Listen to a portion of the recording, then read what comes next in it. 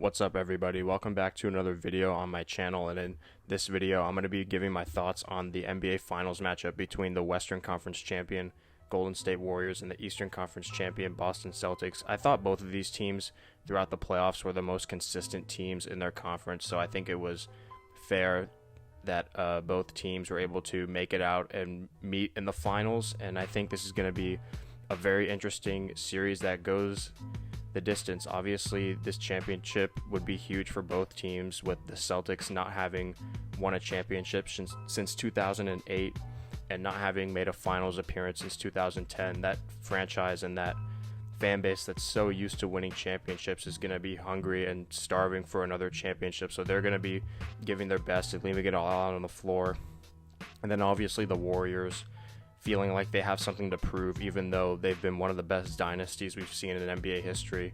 But they want to prove to people that they can win championships without Kevin Durant, and that Kevin Durant was very necessary to win those championships against the Cavs, but he wasn't the deciding factor. He just made them unbeatable. They weren't necessarily dependent on him as the sole reason to win championships during the dynasty era. So it'll be interesting to see what type of games we get from these two teams, considering there's a lot on the line for both sides, both team-wise and individual and legacy-wise in this series. So obviously, just like to start out and give out some key matchups. Obviously for the Warriors, how Steph plays is going to be critical because he's hunting for his not only another championship but his first finals MVP, and he's going to have a tough task to basically have his same impact shooting wise, playmaking, moving off balls against the Celtic defense, because they're going to be swarming him with Marcus Smart.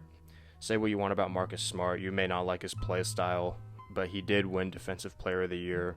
So it'll be interesting to see how Steph handles this matchup with Marcus Smart.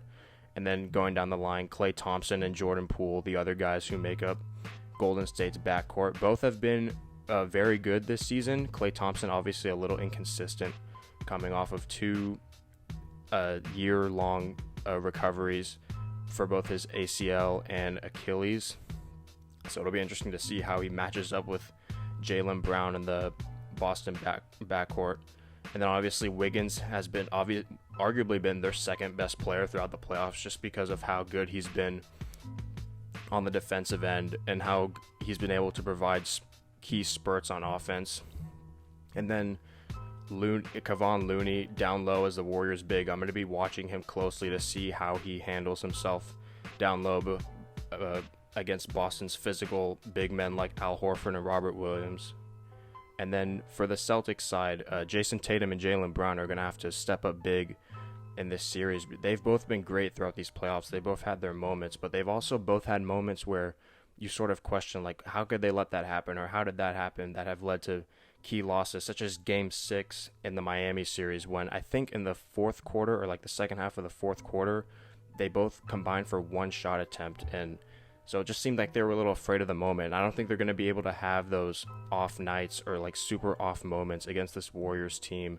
They're both going to need to be focused. And then obviously another key matchup that I'm going to be looking at is Al Horford. I think he's going to be his matchup against Draymond Green or against other Warriors players down low is going to be so critical, because he's been huge for them throughout these playoffs, hitting big shots and making big plays on defense. I think because he didn't fit that well with the Sixers, and because he was on OKC for an entire year, a tanking team, a team that didn't have anything to play for, I think people forgot just how good and how valuable he is, and he's definitely shown that and reminded people of that in these playoffs. So I think there's a bunch of different matchups to look forward to in this series. Obviously the Warriors having home court is pretty huge, because the crowd's going to be insane, and I think Boston's crowd's going to be insane too, just because, like I said before, those fans are starving for another championship, so they're going to be ready to welcome their squad in Game 3. But then obviously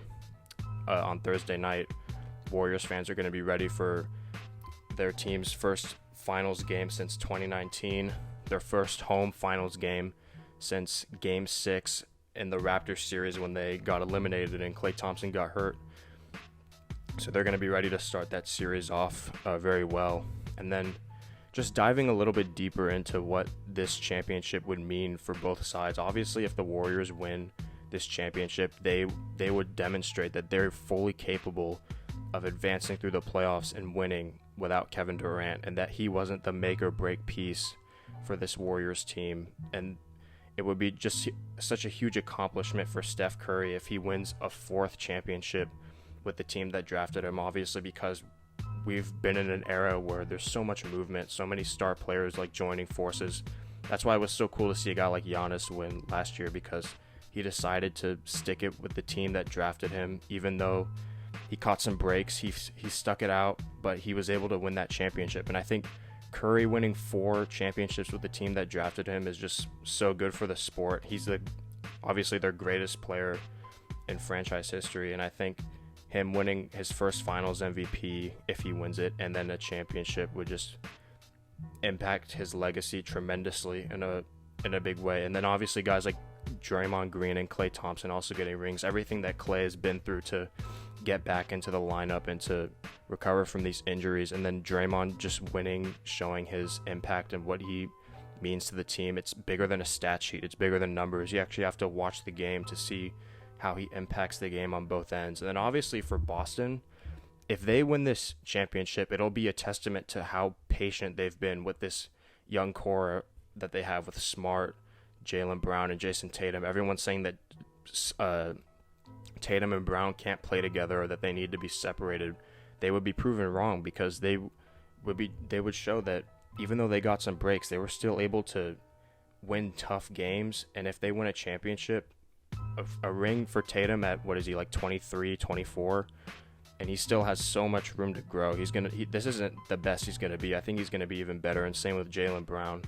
And then just Ime Udoka being able to win a championship in his first year with the team when they were 23 and 25 at one point as a rookie head coach would just be something that would be so cool to witness, and would mean a ton for that franchise. So yeah, this championship is obviously very important for both sides. And then just to give a prediction, I think I'm going to go with the Warriors to win in 6 games, but I obviously wouldn't be surprised if Boston won. But I think I'm going to go with the Warriors because I trust them more, their finals experience, and I think they're going to be able to beat the Celtics in 6 games. And I think it should be a great series, though. And then even if Boston does lose, it wouldn't be a dent on them or a disappointing season whatsoever. They overachieved greatly, but I think the Warriors are going to win. But then I could be wrong, because it may just be Boston's year, because everything's lining up in their favor with the injuries to the guys in the Eastern Conference. It's just how well Tatum and Brown have been playing. This is a huge opportunity. So if they win, obviously I wouldn't be shocked as well. But yep, I'm going to go with the Warriors in 6. Let me know what your guys' finals predictions are, and leave any other YouTube video ideas in the comments, and make sure to check out my other platforms that will be listed in the description. Thanks for watching.